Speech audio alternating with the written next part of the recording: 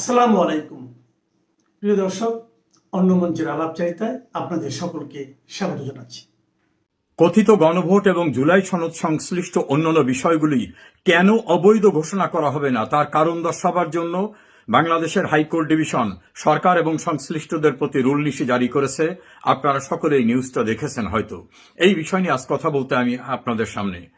আমি দীর্ঘদিন পূর্বে অস্ট্রেলিয়া প্রবাসী সাংবাদিক ফজলুল বারী এবং সাংবাদিক নবনীতা চৌধুরীর সঙ্গে দুইটি ইন্টারভিউতে এবং পৃথকভাবে আমার ভিডিও কন্টেন্টসে বলেছিলাম, বাংলাদেশে যে অন্তর্বর্তীকালীন সরকার গঠিত হয়েছে এটা সম্পূর্ণরূপে অবৈধ এবং কোর্টের দেওয়া মতামতকে অপব্যাখ্যা করে, অর্থাৎ মহামান্য রাষ্ট্রপতি প্রধানমন্ত্রী শেখ হাসিনার অনুপস্থিতিতে কিভাবে কাজ করবেন এটা সুপ্রিম কোর্টের কাছে একটা মতামত চেয়েছিলেন। সুপ্রিম কোর্টের সেই মতামতটা যদিও বিতর্কিত, তারপর যুক্তির খাতিরে যদি আমরা ধরে নিই সেরকম একটা মতামত দিয়েছিলেন। সেই মতামতের শেষ অংশে লেখা ছিল, জরুরি নির্বাহী কার্য সম্পাদন করার জন্য রাষ্ট্রপতি প্রধান উপদেষ্টা এবং অন্যান্য উপদেষ্টা নিয়োগ দিতে পারেন। মনে রাখবেন, কোথাও সুপ্রিম কোর্ট বলে নাই যে অন্তর্বর্তীকালীন সরকার গঠন করতে পারবেন। এখন ওই উপদেষ্টা প্রধান উপদেষ্টারা রাষ্ট্রপতির অধীনে তো কাজ করতে পারে, কারণ রাষ্ট্রপতি তো রাষ্ট্রের প্রধান, সবকিছুর ঊর্ধ্বে তিনি। এখন সুপ্রিম কোর্টের এই মতামতকে অপব্যাখ্যা করে তারা ক্লেইম করছে, তারা দাবি করছে আমরা অন্তর্বর্তীকালীন সরকার। আসলে সুপ্রিম কোর্ট অন্তর্বর্তীকালীন সরকার গঠন করতে পারবে এমন কোনো কথা বলেনি। এক্ষেত্রে হয়তো সুপ্রিম কোর্ট মাথায় রেখেছিল, বিবেচনায় রেখেছিল যে সুপ্রিম কোর্টও কিন্তু বাংলাদেশের সর্বোচ্চ আইন সংবিধানের ঊর্ধ্বে না। সাংবিধানিক কোনো বিষয় নিয়ে যদি অস্পষ্টতা থাকে তারা ব্যাখ্যা দিতে পারেন, কিন্তু যেটা সংবিধানে নাই সেইটা বলার ক্ষমতা সুপ্রিম কোর্টেরও নাই। কাজে সুপ্রিম কোর্ট সেই মতামতের বিগিনিংয়েই বলছেন তত্ত্বাবধায়ক বা অন্য কোনো সরকার গঠন করার বিষয় সংবিধানে নাই, অর্থাৎ একেবারে শুরুতেই তারা এটা স্মরণ করিয়ে দিয়েছেন। এখন সেই প্রক্রিয়ায় নিয়োগপ্রাপ্ত ডক্টর ইউনূস এবং তার পারিষদবর্গ তারা নিজেদেরকে অন্তর্বর্তীকালীন সরকার দাবি করাটা যে সম্পূর্ণ অবৈধ ছিল সেটা আমি রিপিটেডলি 1 বছর পূর্ব থেকে বিভিন্ন সময় বলেছি। আরেকটি বিষয় ছিল যে মহামান্য রাষ্ট্রপতির এখতিয়ার কতটুকু। রাষ্ট্রপতিকে দিয়ে 133টি অধ্যাদেশ জারি করানো হয়েছে, এর ভিতরে কোনোটা নাকি প্রেসিডেন্ট অর্ডার হয় না, কারণ আমাদের সংবিধান তৈরি হয়ে যাওয়ার পরে 72তে সংবিধান গ্রহণ করার পরের থেকে আর প্রেসিডেন্ট অর্ডার হয় না। প্রেসিডেন্ট অর্ডার হয়েছিল কখন? যখন আমাদের সংবিধান ছিল না, মুজিবনগর সরকার এবং তার ধারাবাহিকতা রক্ষার জন্য রাষ্ট্রপতির আদেশ ছিল। যেদিন থেকে সংবিধান গ্রহণ করা হয়েছে তারপরের থেকে আর প্রেসিডেন্ট অর্ডার হয় না। মূল বিষয়টা হচ্ছে রাষ্ট্রপতিকে দিয়ে 133টি অধ্যাদেশ জারি করানো হয়েছে। রাষ্ট্রপতির ক্ষমতা কোথায়? সংবিধানের 93 অনুচ্ছেদে রাষ্ট্রপতিকে অধ্যাদেশ জারির এখতিয়ার দেওয়া হয়েছে। জরুরি বিষয়ে তিনি জারি করতে পারবেন যদি পার্লামেন্ট সেশনে না থাকে বা পার্লামেন্ট ভেঙে দেওয়া হয়। শর্ত আছে, সংবিধানে যেটা নাই, অর্থাৎ সংবিধানের ভিতরে যেটা নাই বা যেটা জারি করলে সংবিধানের বিধিবিধান রহিত হয়ে যাবে, এটা তিনি করতে পারবেন না। তাহলে গণভোটের বিধান তো সংবিধানে নাই, রাষ্ট্রপতির তো ওখানেই স্টপ। কথিত জুলাই সনদ বা সংস্কার এটা সংবিধানে নাই। এ জাতীয় অধ্যাদেশ দেওয়ার এখতিয়ার রাষ্ট্রপতির সংবিধানে যে ক্ষমতা দেওয়া হয়েছে অনুচ্ছেদ 93তে, সেই অনুচ্ছেদেই বারিত। এখন কেন তিনি করলেন? তাকে দিয়ে জোর করানো হয়েছে। আমরা এবার আসি, রাষ্ট্রপতির ক্ষমতা কোথায়? সংবিধানের 48 অনুচ্ছেদের 3 অনুচ্ছেদে রাষ্ট্রপতির ক্ষমতা বলা আছে, তিনি কেবলমাত্র এক্সক্লুসিভলি মানে নিরঙ্কুশভাবে প্রধান বিচারপতি এবং প্রধানমন্ত্রী নিয়োগ দিতে পারবেন। 48-3 উপনুচ্ছেদ। আর যা কিছু করতে হবে তা করতে হবে তাকে প্রধানমন্ত্রীর পরামর্শে। তা তৎকালীন প্রধানমন্ত্রী শেখ হাসিনা তিনি দেশের ভিতরে ছিলেন, কিছু সময় দেশের বাইরে ছিলেন, তার পরামর্শে কি এই অধ্যাদেশ জারি হয়েছে? না, হয়নি। তাই যদি না হয়ে থাকে তাহলে রাষ্ট্রপতির যে এখতিয়ার প্রধান বিচারপতি এবং প্রধানমন্ত্রী নিয়োগ, এর বাইরের যে অধ্যাদেশ হয়েছে সেগুলো সংবিধানের বিধিবিধান লঙ্ঘন করে করা হয়েছে, অর্থাৎ সম্পূর্ণরূপে অবৈধভাবে করা হয়েছে। এর ভিতর গুরুত্বপূর্ণ হচ্ছে আইসিটি ট্রাইব্যুনালে যুদ্ধাপরাধীদের বিচারের প্রতিশোধ নেওয়ার জন্য সাজানো একটা মোকারি যে ট্রায়াল প্রক্রিয়া, সেটাতে যাতে আওয়ামী লীগের নেতৃবৃন্দ অর্থাৎ যারা যুদ্ধাপরাধীদের বিচার প্রক্রিয়ায় সোচ্চার ছিল, বিভিন্নভাবে সম্পৃক্ত ছিল, তাদেরকে সাজা দিয়ে প্রতিশোধ নেওয়ার জন্য যে একটা সিস্টেমেটিক প্রি প্ল্যান বিচার ব্যবস্থা, সেটার জন্য 4 বার অধ্যাদেশ জারি করানো হয়েছে, যেটা ছিল সম্পূর্ণরূপে অসাংবিধানিক। ফলে আইনের ভাষা আছে ভয়েড ইন এবিসিও, অর্থাৎ যে বিষয়গুলি শুরুতেই অবৈধ তার ধারাবাহিকতায় সবগুলো অবৈধ হয়ে যায়। ফলে যে অধ্যাদেশ জারি করে প্রাইম মিনিস্টার শেখ হাসিনা সহ অন্যদেরকে সাজা দেওয়ানো হয়েছে, তার বিগিনিং ছিল অবৈধ, তার ধারাবাহিকতায় যা কিছু হয়েছে সেগুলো অবৈধ। তৃতীয় হচ্ছে 2024 সালের অগস্টে আন্দোলনের নামে সহিংসতা, বর্বরতা, নারকীয়তা, অগ্নিসংযোগ, মানুষ হত্যা, পুলিশ হত্যা, এই সমস্ত অপরাধীদের রক্ষা করার জন্য যে ইন্ডেমনিটি দেওয়ার প্রক্রিয়াটা তৈরি করা হয়েছে, সেটাও রাষ্ট্রপতির অর্ডিন্যান্সের মাধ্যমে তৈরি করা হয়েছে। এটা করার সুযোগ নাই। 1975-এর 15 আগস্ট বঙ্গবন্ধুকে হত্যা করার পরে অবৈধ ক্ষমতা দখলদাররা যা কিছু করেছিল সবকিছুকে বৈধতা দেওয়ার জন্য 1979 সালের পার্লামেন্টের 9 এপ্রিল আইন পাশ করেছিল, যেটাকে বলা হয় সংবিধানের 5ম সংশোধনী। একইভাবে জেনারেল এরশাদ ক্ষমতা দখল করার পরে তিনি ইউজার বার ছিলেন, অবৈধ ক্ষমতা দখলদার, তিনিও 7ম সংশোধনী করে চেষ্টা করেছিলেন বৈধতা দিতে। এই 2টি সংশোধনী সুপ্রিম কোর্ট অবৈধ ঘোষণা করেছে এবং অবৈধ ক্ষমতা দখলদারদের, কৃতকর্মকারীদেরকে বলা হয়েছে রাষ্ট্রদ্রোহী, তস্কর, নানাভাবে অভিহিত করা হয়েছে। আর একটা খুনিদের রক্ষা করার জন্য একটা আইন হয়েছিল, অপারেশন ক্লিন হার্টের সঙ্গে জড়িত যারা, তাদের রক্ষা করার জন্য একটা ইন্ডেমনিটি করা হয়েছিল। সেই দায় মুক্তিও সুপ্রিম কোর্টে চ্যালেঞ্জ হয়েছিল, সুপ্রিম কোর্ট সেটাকে অবৈধ ঘোষণা করেছেন। ফলে এই যে অবৈধ প্রক্রিয়ায় ক্ষমতা দখল, সাংবিধানিক সরকারকে উচ্ছেদ করা, ক্ষমতা দখলের জন্য নানা রকম রাষ্ট্রদ্রোহী সহ খুন খারাপি, অগ্নিসংযোগ, সন্ত্রাস, নৈরাজ্য, নাশকতার কাজ করা, এই সকল বিষয়কে বৈধতা দেওয়ার জন্য যতই চেষ্টা করা হোক না কেন, কোনোভাবে এটা করা সম্ভব হবে না। কেউ কেউ বলছেন তাহলে 133টি অর্ডিন্যান্স রাষ্ট্রপতি জারি করছেন, এর পরিণাম কি হবে? একটা জিনিস হতে পারে, সেটা হচ্ছে যেগুলি ঘটে গেছে সেটাকে পাস্ট অ্যান্ড ক্লোজ চ্যাপ্টার, অর্থাৎ যা ঘটে গেছে সেটাকে কন্ডোন করা যেতে পারে, ক্ষমা করা যেতে পারে, মাফ করা যেতে পারে, গ্রহণ করা যেতে পারে। কিন্তু যেগুলো চলমান রয়েছে সেগুলোকে কোনোভাবে সংবিধানের বাইরে গিয়ে পার্লামেন্টে আসন্ন অধিবেশনে গ্রহণ করার সুযোগ নাই। আমি মনে করতে চাই মাননীয় প্রধানমন্ত্রী তিনি বলেছেন রুলস অফ ল এস্টাবলিশ করবেন, আইন অনুযায়ী সবকিছু হবে।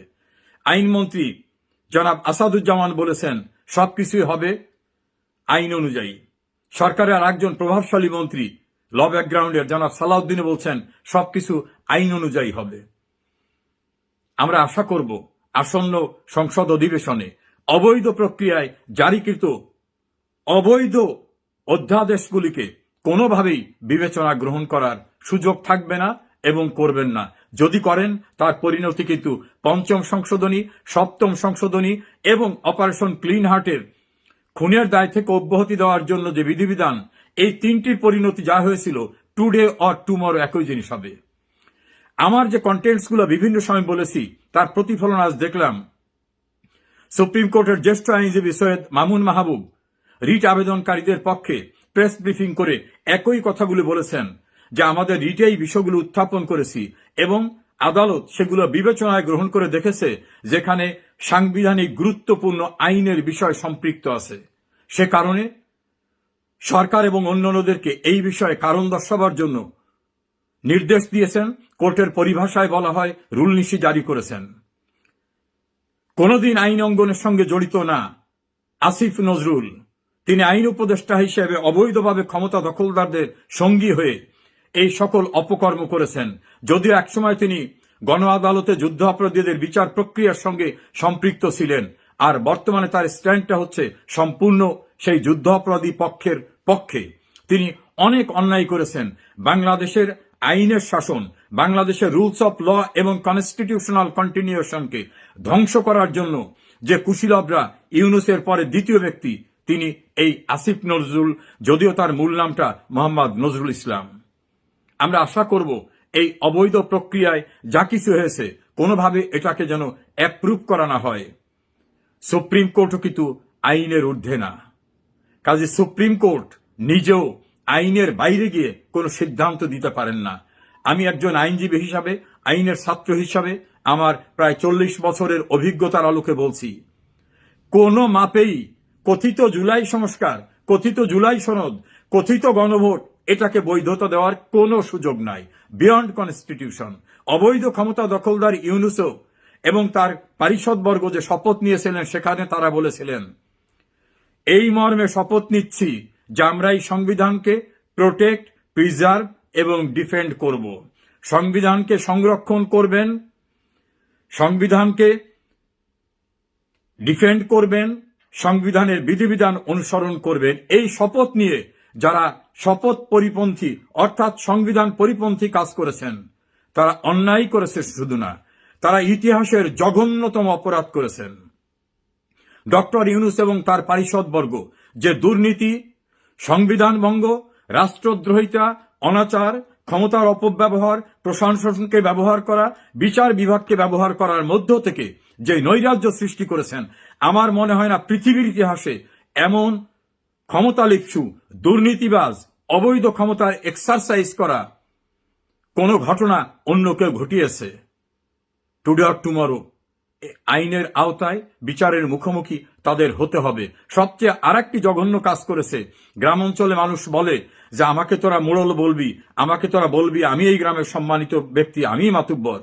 ইউনূস ক্ষমতা ছাড়ার পূর্বে 10 ফেব্রুয়ারি একটা গেজেট নোটিফিকেশন করে বলছেন যে আমি নিজে একজন ভিভিআইপি, অত্যন্ত গুরুত্বপূর্ণ ব্যক্তি, অতএব আমাকে 1 বছর পর্যন্ত এই গুরুত্বপূর্ণ ব্যক্তি হিসাবে নিরাপত্তা দিতে হবে। আমি শুনি নেই কোন আহাম্বক নিজেকে নিজে অত্যন্ত গুরুত্বপূর্ণ ব্যক্তি বলে, আর বিধিবিধান উপেক্ষা করে তিনি 1 বছরের নিরাপত্তার জন্য গেজেট করেছেন। সেখানে প্রচলিত রেওয়াজ এবং নিয়ম ছিল 3 মাস, এর বাইরে না, তাও নির্বাচিত এবং অন্যান্যদের ক্ষেত্রে। উনি তো অনির্বাচিত, অবৈধ। উনি জুডিশিয়ারিকে যেভাবে ব্যবহার করেছেন, যেভাবে রাষ্ট্রের সম্পদ লুণ্ঠন করেছেন উনি এবং ওনার পারিষদ, দুদক কিনেকে এখন হিমশিম খাচ্ছে তাদের অভিযোগ রিসিভ করতে।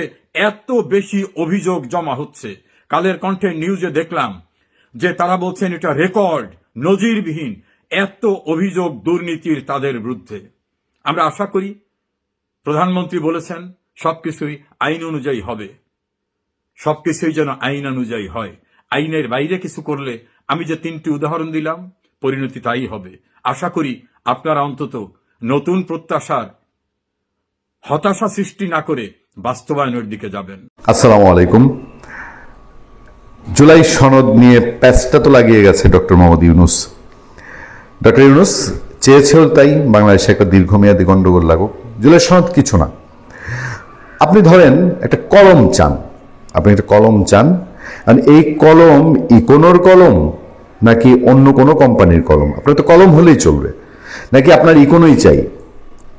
বাংলাদেশের সংস্কার হবে, সংস্কার প্রয়োজন, সংস্কার ছাড়া এই দেশ চলবে না, বহু কিছু চেঞ্জ করতে হবে। অবশ্যই টুডে অর টুমরো রাষ্ট্রপতি প্রধানমন্ত্রীর ক্ষমতার ভারসাম্য আনতে হবে। বাংলাদেশে বহু কিছুতে এই ধরনের নানান চেঞ্জ, এই যে বলা হচ্ছে ডেপুটি স্পিকার বিরোধী দল থেকে দিতে হবে, এখন এটা বিএনপি বলছে যে বিরোধী দল থেকে ডেপুটি স্পিকার দেওয়া হবে, এখন এটা জুলাই সনদ পাশ করাই তারপরে বিরোধী দলে দিতে হবে। তার মানে কি কিছু একটা ডালমে কুচ কালা হে। কোন একটা সন্দেহ আছে, জুলাই সনদে এমন কিছু ঢুকিয়েছেন যেটা আপনার প্রয়োজন কিন্তু বাংলাদেশের মানুষের প্রয়োজন না, বা আমজনতার প্রয়োজন না। এই জুলাই সনদ বলতে যে গণভোট হয়েছে, বাংলাদেশে ভোট পড়েছে ধরলাম হার পক্ষে 4 কোটি, ভোটারই 12 কোটি, জনসংখ্যার সব বাদ দিলেন।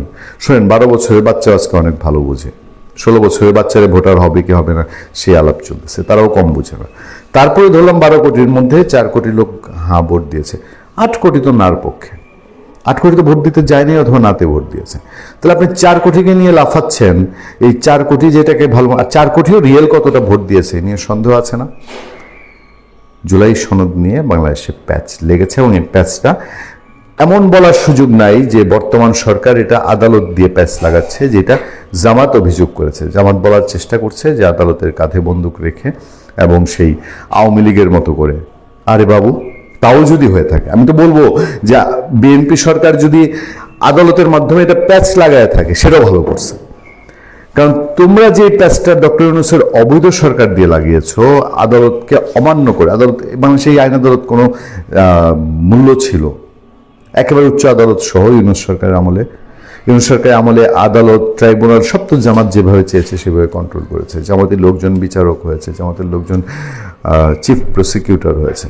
তো তোমরা যদি আদালতকে ব্যবহার করে ইউনূসের সাইনবোর্ড দিয়ে বাংলাদেশে যা ইচ্ছা তাই করতে পারো, বিএনপি সরকার বাংলাদেশে ক্ষমতায় এসে সেই 8 কোটি, যে 8 কোটির মধ্যে আওয়ামী লীগেরও আছে প্রায় 50%, তাদের মূল্যায়ন করার জন্য বিএনপি ভোট পেয়েছে আওয়ামী লীগের, বিএনপি তার নিজের ভোট পেয়েছে। 50-50 যদি বলি বিএনপি আর আওয়ামী লীগের ভোট, জামাতের তো আর কোনো ভোট বিএনপিতে যায়নি। ফলে সেই জনগোষ্ঠীর মূল্যায়ন করার জন্য আপনারা আদালতে কে প্যাচ দিয়েছেন, এবার বিএনপি সুযোগ থাকলে বিএনপি দিচ্ছে। যদি আমি তর্কের খাতিরে সেটাই মেনে নিই, তারপরেও বলবো এটাকে আদালতে যাওয়ার প্রেক্ষাপট, মানুষ নিজে রক্ষার জন্য, রাষ্ট্র রক্ষার জন্য অনেক কিছু করে। এই আদালতে যাওয়ার প্রেক্ষাপটটা তো ইউনূস সরকার তৈরি করে রেখে গেছে, যে সে জোর করে বিএনপির মতের বাইরে জুলাই সনদে গেছে, বিএনপির মতের বাইরে গণভোটে গেছে। আপনি অমতে যখন কন্যাকে জোর করে ডাকাতের সাথে বিয়ে দিবেন, তখন সেই কন্যা 2 দিন আগে আর পরে হোক সেই ঘরে ডিভোর্স করে আসবেই। এটাই তো জাগতিক নিয়ম। যখন তার সক্ষমতা হবে, যখন তার সেই সিচুয়েশন হবে, অনুকূল পরিবেশ হবে, মতের বাইরের শাদী বহুদিন টিকে না। এই হচ্ছে যখন বাস্তবতা, তখন বাংলাদেশের উচ্চ আদালত যখন হচ্ছে জুলাই সনদ এবং গণভোট নিয়ে রিট করা হয়েছে, মাথা খারাপ হয়ে গেছে বৈষম্য বিরোধী ছাত্র আন্দোলন, এনসিপি এবং জামাতে ইসলামী। জামাতে ইসলামী তাৎক্ষণিক প্রেস কনফারেন্স করে বহু কিছু বলেছে আগের রাতেই, যার পরের দিন একটা সিদ্ধান্ত ঘোষণা হবে উচ্চ আদালতে। বৈষম্য বিরোধী ছাত্র আন্দোলন ছানাঝ্যাট এই ইস্যুতে ডাকসুতে তারা প্রেস কনফারেন্স করছে। মানে তাদের ভাষাটা এরকম যে এখন বলতে চায় যে আদালত যা সিদ্ধান্ত জানি না, আমাদের গণ অভ্যুত্থানের সিদ্ধান্ত এই হয়েছে, সেইটা মানতে হবে। আদালত মানি না, মবের রাজ্য যে বাংলাদেশের রাজনীতিতে যে প্যাচ লেগেছে জুলাই সনদ নিয়ে, এই প্যাচ দীর্ঘমেয়াদী প্যাচ, এবং শক্তিশালী কোনো একটা সরকারের অবস্থান থেকেই এই প্যাচ কেবল সমাধান সম্ভব। এই আলোচনাটা চলছে এ কারণেই যে বিএনপির তারেক রহমান দীর্ঘদিন দেশের বাইরে ছিলেন, দেশ পরিচালনায় তেমন অভিজ্ঞতাও তার নেই। 17 বছর দেশের বাইরে থেকে দেশ সম্পর্কে অনেক কিছুই ভেতর থেকে তিনি দেখতে পাননি। সরকার বিরোধী আন্দোলনে কি ছিল গত 17 বছরে সেটাও আপনারা জানেন। তো সভাপতি আলোচনাগুলো উঠছে যে প্রধানমন্ত্রী হিসেবে তারেক রহমান কিভাবে পারফর্ম করবেন, কতটা দক্ষতার সাথে পারফর্ম করবেন, সাফল্যের সম্ভাবনা কতটুকু আছে। আগামী নির্বাচন 5 বছর যদি তারেক রহমান ক্ষমতায় থাকেন, ধরে নিচ্ছি স্বাভাবিকভাবে, তাহলে 5 বছর পরে যে নির্বাচন হবে সেই নির্বাচনের ফলাফল কি হবে, সেই নির্বাচনটি কার অধীনে হবে। আপনারা জানেন যে শেখ হাসিনার সরকারের আমলে বিএনপির একটা দাবি ছিল যে তত্ত্বাবধায়ক সরকারের অধীনে নির্বাচন হতে হবে। শেখ হাসিনার সরকার তত্ত্বাবধায়ক সরকারের অধীনে নির্বাচনী ব্যবস্থাটা বাতিল করে। এটা আদালতের রায়ের মাধ্যমে পরবর্তীতে সংসদের সংশোধনী আনে, পঞ্চদশ সংশোধনী। তো সেইখানে তত্ত্বাবধায়ক সরকার ব্যবস্থা বাতিল করে নির্বাচন কমিশনের অধীনে নির্বাচনের ব্যবস্থা করা হয়। কিন্তু বিএনপি এর বিরুদ্ধে আদালতে গিয়েছিল, বদিউল আলম মজুমদার গিয়েছিলেন, আরো অনেক পার্টি আদালতে গিয়েছিলেন, এবং আদালত সবশেষে এই তত্ত্বাবধায়ক সরকার ব্যবস্থাকে ফিরিয়ে আনে, যে তত্ত্বাবধায়ক সরকারের অধীনে নির্বাচন হবে। কিন্তু সম্প্রতি আমরা দেখলাম যে বিএনপির একজন প্রভাবশালী এমপি এবং কেন্দ্রীয় নেতা জয়নাল আবেদিন ফারুক, তিনি বলেছেন যে আগামী নির্বাচনও তারেক রহমানের অধীনে হবে। তাহলে এই যে গত 15 বছর তত্ত্বাবধায়ক সরকারের কথা বলল বিএনপি, ইউনূসের আমলে আদালতে যে হিয়ারিংটা হলো সেখানেও বিএনপি একটা পার্টি ছিল, তাদের পক্ষে লয়ার কথা বললো, মির্জা ফখরুল আলমগীর বিএনপির পক্ষে তিনি পার্টি হয়েছিলেন এই রিটের, এবং সেখানে আদালত রায় দিয়েছেন। এবং সবাই ধারণা করছে যে আগামীতে নির্বাচনগুলো তত্ত্বাবধায়ক সরকারের অধীনে হবে। ইউনূসের অধীনে সময় যেসব আলোচনা হয়েছে সেখানে এই তত্ত্বাবধায়ক সরকারের অধীনে নির্বাচনের কথা বলা হয়েছে। কিন্তু আজকে এই জয়নাল আবেদিন ফারুক হঠাৎ কেন বললেন? তাহলে কি যেই লঙ্কায় যায় সেই রাবণ হয়? তাহলে কি বাঙালি একবার ক্ষমতা পেলে সেটি আর ছাড়তে চায় না। আপনাদের 2006 সালের কথা মনে আছে যারা একটু সিনিয়র, যে 2006 সালে তত্ত্বাবধায়ক সরকার ব্যবস্থাকে প্রভাবিত করার জন্য তারেক রহমানরা কি করেছিল। মানে তাদের পছন্দের তত্ত্বাবধায়ক সরকার প্রধান করার জন্য বিচারপতিদের বয়স 2 বছর বাড়িয়েছিল, এবং তার ফলে যার প্রধান উপদেষ্টা হবার কথা ছিল, গণ আন্দোলনের মুখে তিনি পিছু হটতে বাধ্য হন এবং তিনি বলেন যে তিনি প্রধান উপদেষ্টা হতে রাজি নয়, এবং এমন প্যাচ লেগেছিল যে এক পর্যায়ে সেই সময় রাষ্ট্রপতি ইয়াজউদ্দিন নিজেই নিজেকে প্রধান উপদেষ্টা ঘোষণা করেছিলেন। কিন্তু সেটিও বেশি দিন চলেনি, যার ফলে 2007 সালের 1/11 এসেছিল। হ্যাঁ, তো বিএনপি কিন্তু সেই জয়নাল আবেদিনের কথার মধ্যে দিয়ে কিন্তু আমরা সেই আভাসটা আবার ফিরে পাচ্ছি। এমনও হতে পারে যে জয়নাল আবেদিন তিনি এটি টেস্ট কেস হিসেবে বলে মানুষের প্রতিক্রিয়াটা দেখতে চাচ্ছেন যে আসলে কি ঘটতে যাচ্ছে, মানে এটা বললে মানুষ কিভাবে রিয়াক্ট করে। আর বিএনপির একটা সুবিধা হলো কি, বিএনপি সকালে এক কথা বলে, বিকেলে আরেক কথা বলে, রাতে আরেক কথা বলে। বিএনপির এক নেতা এক কথা বলে, আরেক নেতা আরেক কথা বলে, আরেকজন আরেক কথা বলে। এই যে যেমন পুলিশ হত্যার বিচার হবে কিনা, এই স্বরাষ্ট্রমন্ত্রী বললেন যে পুলিশ হত্যার বিচার হবে। যেই একটু এনসিপি জামাত আন্দোলনের সুরে কথা বললো, একটু চড়া সুরে কথা বললো, অমনি তিনি পিছু হাঁটলেন, বললেন পুলিশ হত্যার বিচার করার অবকাশ নেই। কিন্তু বিএনপি নেতারা এখনো বলছে পুলিশ হত্যার বিচার হবে। কিন্তু বাস্তবতা হলো যে পুলিশ হত্যার বিচার করবার মতো হ্যাডম কিংবা নৈতিক অবস্থান কিংবা সাহস কোনোটাই বিএনপি নাই। বিএনপি নিজেই তো পুলিশ হত্যার সাথে জড়িত, তাও তো ফেসে। এই যে সিরাজগঞ্জের যে পুলিশ হত্যা নিয়ে এত আলোচনা, যেখানে একজন গর্ভবতী নারী কনস্টেবলকে পর্যন্ত আগুনে পুড়িয়ে হত্যা করা হয়েছে, সেখানে তো সিরাজগঞ্জের সম্ভবত জেলা সাধারণ সম্পাদক তিনি তো নিজেই স্বীকার করেছেন যে এই থানা পোড়ানো সাথে তারা জড়িত ছিল। তাহলে যদি পুলিশ হত্যার বিচার বিএনপি করতে চায় তাহলে তারা ফেসে যাবে। এই সাহস কি বিএনপির আছে? তারা এটা বলে, এর ফলে তারা এই এনসিপি জামাতের উপর একটা প্রেসার ক্রিয়েট করতে চায় যে যাদের যখন এটা দরকার হবে তখন এই কাজ করবে। কিন্তু বিএনপি তো পুলিশ হত্যার বিচার করবে না। ঠিক এখন দেখেন, এই তত্ত্বাবধায়ক সরকার ব্যবস্থার জন্য তারা এত কিছু করলো, তারা 2014 এবং 2024 নির্বাচনে অংশগ্রহণ পর্যন্ত করলো না, এবং তারা অংশগ্রহণ না করে নির্বাচনী ব্যবস্থাকে বিতর্কিত করলো, দুর্বল করে দিল। তার ফলে কি হয়েছে, আবার আজকে যখন তারা নির্বাচিত হয়েছে এমন একটা নির্বাচনে যেখানে আওয়ামী লীগকে নির্বাচনে অংশগ্রহণ করতে দেওয়া হয়নি। সুতরাং এই নির্বাচনেও তো সাধারণ ভোটাররা ভোট দিতে আসেনি, 20% মতো ভোট কাস্ট হয়েছে। যদিও অফিসিয়ালি এটাকে অনেক বাড়িয়ে দেখানো হচ্ছে 60%, কিন্তু বাস্তবতা তো তারা জানে। তো আজকে জয়নাল আবেদিন ফারুক এটা কি হিসেবে বলে, এবং আমি খুব অবাক হব না যদি বিএনপির আরেকজন নেতা এসে বলে এটা তার ব্যক্তিগত মতামত। কিন্তু না, একটা সোর্স আমাকে ইনশিওর করেছে যে বিএনপি এখন মনে করছে যে আওয়ামী লীগ 15 বছর ক্ষমতায় ছিল, বিএনপি 20 বছর ক্ষমতায় থাকে। কিন্তু বিএনপি কি 20 বছর ক্ষমতায় থাকার মতো অবস্থানে আছে বা থাকবে? এই যে আওয়ামী লীগ 15 বছর ক্ষমতায় ছিল, হ্যাঁ, নির্বাচনী ব্যবস্থা অবশ্যই যেহেতু বিএনপি আসেনি দুর্বল হয়েছে, নির্বাচন নিয়ে বিতর্ক আছে, আলোচনা আছে, কিন্তু 15 বছরে আওয়ামী লীগ কি জোর করে ছিল? আওয়ামী লীগ এই 15 বছরে কি দেশকে কিছুই দেয় নাই? আওয়ামী লীগ বাংলাদেশের মতো একটা দরিদ্র দেশকে কোথায় নিয়ে গিয়েছিল? বিশ্বের উদীয়মান অর্থনীতি, এবং বিশ্বব্যাংক বলেন সারা পৃথিবী তো আওয়ামী লীগের এই শেখ হাসিনা ম্যাজিক নিয়ে আলোচনা করছিল। Sheikh Hasina was the real magician. তিনি বাংলাদেশকে উন্নতির শিখরে নিয়ে গিয়েছিলেন এবং তার একটা ক্লিয়ার রোড ম্যাপ ছিল। 2021 সালে তিনি কি অ্যাচিভ করবেন, অ্যান্ড শি অ্যাচিভ দ্যাট। 2030 সালে কি অ্যাচিভ করবেন, 2041 সালে কি অ্যাচিভ করবেন, তার পুরা ক্লিয়ার রোড ম্যাপ ছিল, and she was achieving all the milestones. Tarique Rahman কি সেটা পারবেন? তারেক রহমান এই যে ক্ষমতা নিয়েছেন, এখন তো তার হানিমুন পিরিয়ড চলছে, জাস্ট 1 মাসও হয় নাই। কিন্তু এর মধ্যেই আপনারা যদি দেখেন, বাংলাদেশ থেকে যে খবরগুলো পাচ্ছি, মিডিয়ায় আসছে, জিনিসপত্রের দাম কিন্তু অনেক বেড়ে গেছে। ক্ষমতা নিতে না নিতে জিনিসপত্রের দাম অনেক বেড়ে গেছে। এই যে ইরান, ইসরায়েল, আমেরিকার যে যুদ্ধ বা সংঘাত শুরু হয়েছে, এটার যে গ্লোবাল ইম্প্যাক্ট এবং সেটা যে বাংলাদেশে এসে পড়বে, তার ফলে এখানে বাংলাদেশে তেলের দাম বাড়বে, বাংলাদেশে দ্রব্য মূল্যের দাম আরেক দফা বাড়বে।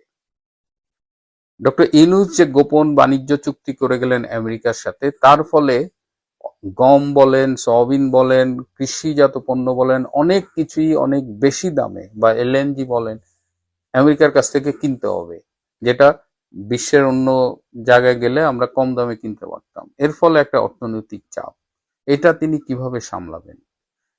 বিদ্যুৎ খাতে ৪৫,০০০ কোটি টাকা বকেয়া রেখে গেছে ডক্টর ইউনূস। তিনি বিল টিল দিতেন না, পদ্মা সেতুর টোল তুলছেন, পদ্মা সেতুর ঋণের কিস্তি শোধ করেন। বিদ্যুৎ তিনি আদানির বিল শোধ করেন নাই, অমুকের বিল শোধ করেন নাই, মোট ৪৫,০০০ কোটি টাকা বকেয়া। এখন বিদ্যুৎ মন্ত্রী অসহায়, বলতেছে ডিজাস্টার ম্যানেজমেন্টের মতো করে চালাতে হবে, বলছে ঋণ করার চেয়ে লোডশেডিং ভালো। অর্থাৎ শেখ হাসিনা যে সারা দেশে বিদ্যুৎ নিয়ে এসেছিলেন, সারা দেশকে বিদ্যুতের আন্ডারে নিয়ে এসেছিলেন, বৈদ্যুতিক সাপ্লাইয়ের আন্ডারে, এবং সেখানে লোডশেডিং প্রায় ছিল না বলা যায়। সেই জায়গায় এখন এই যে আসতেছে সামনে এপ্রিল মাস থেকে গরম শুরু হচ্ছে, লোডশেডিং কাকে বলে দেখেন। তো জন অসন্তোষ বাড়িয়ে ২০ বছর ক্ষমতায় থাকবেন, এই তত্ত্বাবধায়ক সরকার ব্যবস্থাতে আপনি যাবেন না, নির্বাচনী ব্যবস্থা ম্যানিপুলেট করে আপনি ২০ বছর ক্ষমতায় থাকবেন, এটা যদি বিএনপি মনে করে থাকে, আমার মনে হয় যে এই ভাবনায় একটা বড় রকমের গলদ আছে। তারেক রহমানের সামনে হিউজ চ্যালেঞ্জেস, এবং সেই চ্যালেঞ্জ, তারা তো হঠাৎ করেই ক্ষমতায় আসছে, তাদের কতটা প্রস্তুতি ছিল আমি জানি না। ষড়যন্ত্র করে ক্ষমতায় আসা এক জিনিস, আর ক্ষমতায় বসে দেশ চালানো এক জিনিস, এবং যখন প্রতি মুহূর্তে আপনাকে তুলনা করা হবে শেখ হাসিনার সাফল্যের সাথে। একটা কথা তো আমরা আগে প্রায় শুনি যে আগেই ভালো ছিলাম, আর কথায় কথায় শেখ হাসিনার যে অ্যাচিভমেন্ট, তার পাশে আপনার অ্যাচিভমেন্ট গুলোকে তুলনা করা হবে। এতদিন আমাদের সামনে সেই বিএনপি ক্ষমতাতে গেছে ২০০৬ সালে, গত ২০ বছরে শেখ হাসিনা, আওয়ামী লীগ, এটাই ছিল। গত 18 বছর, 2 বছর মাঝখানে 111 গভর্নমেন্ট, বা 17 বছর বা 15 বছরই ধরি, তো শেখ হাসিনা 3টা টার্ম ক্ষমতায় ছিল, তার সাথে কম্পেয়ার করার কিছু ছিল না। এখন শেখ হাসিনাও যেটা বলেছেন যে এখন মানুষ দেখুক তারেক রহমানের সরকার, বিএনপির সরকার। সো এই চ্যালেঞ্জ ফেস করতে হবে। এই নির্বাচনী ব্যবস্থা এখনই এই কিভাবে 20 বছর ইঞ্জিনিয়ারিং করে ক্ষমতায় থাকতে হবে এটা ভাবতে হবে না, কারণ বাংলাদেশের মানুষ, এই দেশ, সকালে জোয়ার হয়তো বিকালে ভাটা, বিকালে জোয়ার তো সকালে ভাটা। সো এই জোয়ার ভাটার দেশের মানুষের এরা যে কখন কি করে ফেলবে এটা বোঝা খুব ডিফিকাল্ট। সুতরাং এই যে জয়নাল আবেদিন ফারুক বললেন, এই ব্যাপারে বিএনপির একটা ক্লিয়ার স্ট্যান্ড এখনই আমরা জানতে চাই। শেখ হাসিনারে তুমি ফাঁসি দিলা, তার সাথে সুমি খানরে ফাঁসি দিলা, ওবায়দুল কাদেরে ফাঁসি দিলা, হাসান মাহমুদরে ফাঁসি দিলা। ভাগ্যিস আমার নাম ঠিকানা জানতো না, নাহলে আমারও ফাঁসি দিত। ঠিক আছে, তাইলে আপনি তার 400 লোক হত্যার জন্য তারে ফাঁসি দিলেন, ফ্যাসিস্ট বললেন। 80,000 লোক যে হত্যা করে তার জন্য আপনার বুক ইয়া নাফসি না ইয়া হাই হোসেন করতেছেন, এটা তো একটা বাটপারি। এটা কি বাটপারি নয়? কোন গণতন্ত্র বিশ্বাস করা লোক, কোন মানবাধিকারে বিশ্বাস করা মানুষ, কোন নারীবাদী কখনোই এই খোমেনি শাসনের সমর্থন করতে পারে না। আপনার 1000টা কারণ থাকতে পারে, 100 কারণ থাকতে পারে আমেরিকার বিরুদ্ধে, কোনো সন্দেহ নেই। আপনি কোন রাষ্ট্রের রাষ্ট্রনায়ককে ধরে আনবেন, কোন দেশে হামলা চালাবেন। আচ্ছা একটা কথা বলি, এই পাকিস্তানে যে 1 বছরের শিশু মারলো, এই আমি পাকিস্তানে আফগানিস্তানে হামলা করে রোজার দিন, পহেলা রোজার ইফতারি করলো, 1 বছরের শিশু হত্যা করে, তখন আমাদের বাংলাদেশের, ভারতের, পাকিস্তানের বামপন্থী, ইসলামপন্থী এরা কোথায় ছিল? ও তাহলে মুসলমানকে হত্যা করা জায়েজ নাকি? এটা আরাম, এটা জায়েজ। এগুলো বললেই তো মৌলানা তাহেরির মুখ ভালো না। শেখ ফরিদ নাস্তিক, মুরতাদ, কাফের, হিন্দু দালাল, ভারতের দালাল, ইসরায়েলের দালাল, আমেরিকার দালাল। ভাই কি বলবো আপনাকে, ডিবি লটারি নিয়ে যে আমেরিকা গেছে সে কয় আমি আমেরিকার দালাল। যে মায়ের পেটের বোন ভারতে বিয়ে দিছে, নিজের মেয়ে ভারতে বিয়ে দিছে, নিজের ভাগ্নি ভারতে বিয়ে দিছে, নিজের মায়ের হাঙ্গা দিছে, সেও আমারে কয় আমি ভারতের দালাল। এটা তো খুব আজাবে আছি, খুব কষ্টে আছি ভাই। যাই হোক, সেটা অন্য বিষয়। আপনি যে শিরোনাম দিয়েছেন, ইরানের এই যুদ্ধ, ইরান, আমেরিকা, ইসরায়েল, মিডল ইস্টের যে যুদ্ধ, এটা সারা পৃথিবীতে প্রভাব পড়বে। এই যুদ্ধ এখানেই থাকবে না, এই যুদ্ধ পুরো মিডল ইস্টে ছড়িয়ে পড়বে, যেটা আমাদের জন্য ক্ষতির, বিশেষ করে তৃতীয় বিশ্বের মানুষের জন্য ক্ষতির কারণ হবে। এই ক্ষতির কারণের জন্য শুধুমাত্র একটা দেশ দায়ী নয়, সম্মিলিতভাবে সবাই দায়ী। কেউ না কেউ কম দায়ী, কেউ বেশি দায়ী। আজকে আপনি বাংলাদেশে শেখ হাসিনাকে উচ্ছেদ করে ইউনূসের মতো মার্কিন দালালকে ক্ষমতায় আনলেন, তখন তালিয়া বাজাইলেন, হ্যাঁ, পুরান ঢাকার গরুর ঘোড়ার গাড়িতে আপনি ড্রাম পিটাইলেন, বাজাইলেন, কত কিছু করলেন। তো এখন ওখানে আমেরিকার পিট্টু বসাবে আপনার জলে কেন? ও বাংলাদেশে আমেরিকার পিট্টু আরাম, আর ইরানে আমেরিকার দালাল, আমেরিকার খচ্চর বসানো হারাম। এই দুই নীতি কেন ভাই? আপনারা তো আমেরিকার চেয়ে ভণ্ড কম না। আমেরিকা যদি ভণ্ড হয়ে থাকে তাহলে তো মহাভণ্ড। আমেরিকা তো, শুনেন, ট্রাম্প তো পাগল না।